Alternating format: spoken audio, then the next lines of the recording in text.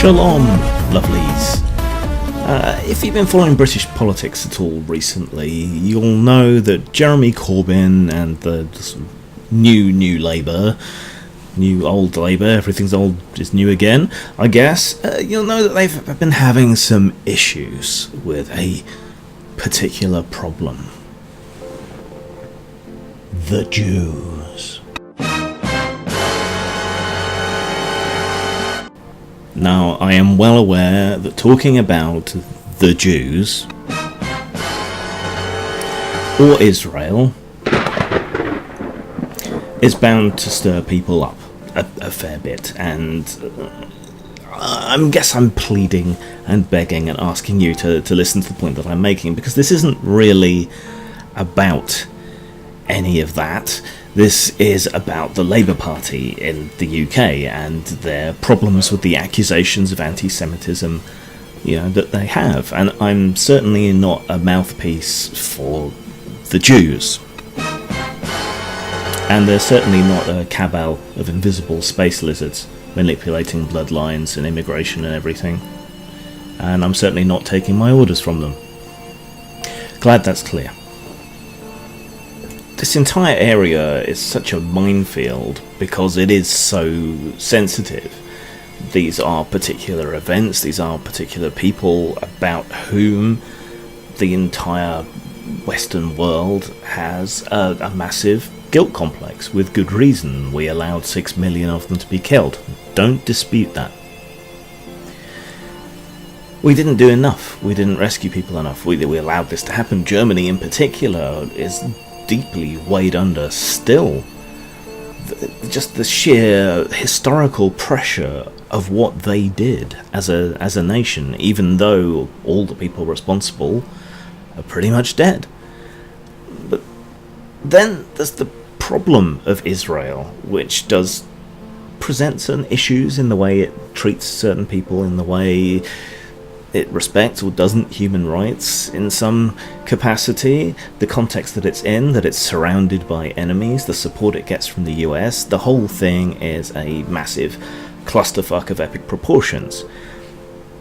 Nobody is entirely innocent, nobody is entirely guilty, and the weight, the fact of that historical pressure does weigh upon any criticism that you might make towards someone who happens to be Jewish, or towards the conduct of Israel, which is why a distinction is usually made between criticizing Zionism and criticizing the Jews. Not carrying that joke on much further. Anyway, things are further complicated by the fact that in the online sphere, mock, faux, pretend anti-Semitism is often used in various forums and so on to keep the normies out. You'll find all kinds of horrible racist language and so on, but that usually doesn't actually represent what people think. You may even see horrible racist caricatures of Jewish people, black people, amongst others, on these forums. And it can be nigh impossible to unpick who is being sarcastic and making fun of these racist attitudes and who genuinely holds them. It is true that most of the time it's just people being edgy and stupid for the lulz, but there are genuine racists out there. With a bit of experience you can tell the difference, but a lot of people don't seem able to, which is why memes and jokes and so on end up being gasped about in the media quite so often, because they just do not understand online culture or the online spaces that they're talking about. This was rarely thrust into people's attention during Gamergate. So, bringing all this back around to Labour, we have a left-wing party that's internationalist, that's concerned about human rights, and keeps getting into trouble because of alleged anti-Semitism. So are they anti-Semitic? I think there's a strain in the underlying basis of a lot of left-wing politics that is anti-capital, anti-banking, and the Jews, for better or worse, have long been associated with businesses and banking and diamond dealerships and all this kind of thing. when you talk about the man, when you talk about greedy fat cats and so on, in some people's minds that's the same as talking about the Jews, whereas the far right sees them as this kind of conspiracy out to destroy the Western world. A certain strain of people on the left see international Jewry as capital embodied, the evil spirit of capitalism embodied. So there is definitely some anti-Semitism within the left, and probably within Labour. I don't think that's contestable. There will be some, but they're conflating it with capital. Now, I think racists should be free and open to express their racism so we can all see it. We can all understand it, and we can all contextualise it, to that person, so that we can know who the racists are. I mean, this video, which is critical in large part of these kinds of people, is very likely to get buried in search terms, demonetised, discouraged, not linked or recommended anywhere, just because it's discussing these issues, and because the crude instruments of algorithms and very set terms of service means that there is no wiggle room or capacity to tell the difference. Nuance is dead. Even talking about these subjects at all has become taboo, and that's a problem. And it's also a problem with what they want to do in Labour. If there are anti-Semites within Labour, I want to know who they are. I want them to be free to speak so that I can identify them, and so people can make a more informed choice who to vote for come the next election. But what they've gotten in trouble for recently, most of all, is that they don't want to just implement the definition of anti-Semitism from the IHRA. They want to change the definition a little. So what does the IHRA mean by anti-Semitism? Anti-Semitism is a certain perception of Jews, which may be expressed as hatred toward Jews. Rhetorical and physical manifestations of anti-Semitism are directed towards Jewish or non-Jewish individuals and/or their property, toward Jewish community institutions and religious facilities. On the face of it, not too much of an issue there. It's a bit of a woolly definition, but all of these kinds of definitions do tend to be woolly, which is why free speech advocates tend to not like them, because they leave a lot of space and scope to be applied where they're probably not actually applicable.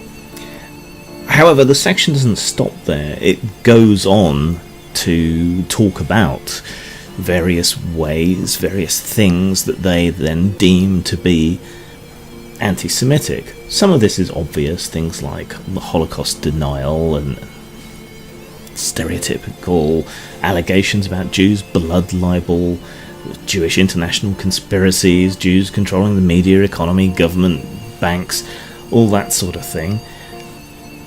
But some other aspects get a little bit